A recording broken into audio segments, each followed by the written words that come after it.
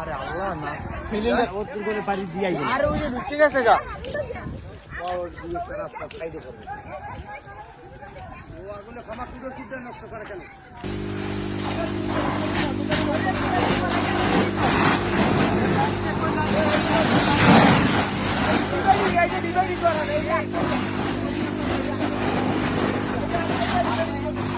ভাই এটা দিনের মতো পরিষ্কার। আমি 32 নম্বরে বুলডোজারের সামনে দাঁড়িয়ে আছি, চি হাসিনা লজ্জায় বাঁচি না, আমি স্লোগান দিছি।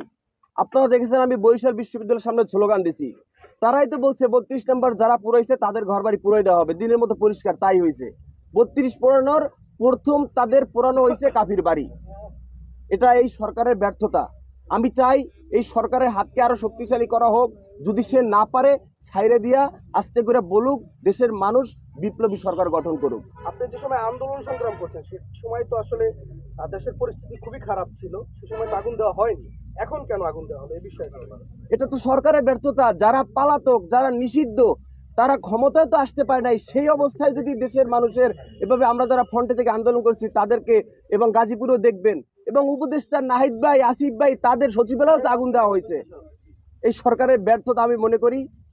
আমার আলটিমেটাম 7 দিন। আমি 7 দিনের মাথায় রাজপথ দাঁড়াবো যদি বিচার না করা হয়, আমার ঘর যদি পূর্ণভাবে গঠন উঠানো শুরু না হয়। আপনি সরাসরি সন্দেহ করেন কিনা কাউকে? আমি ভাইয়া মিথ্যা কথা বলতে পারবো না। আমি কার নাম বলে কাকে বিপদে ফেলবো? আমি কাউকে এভাবে নাম বলার কোনো আমার নাই। আমি এটা তো পরিষ্কার। আমি ধানমন্ডি 32-এর সময় উপস্থিত ছিলাম।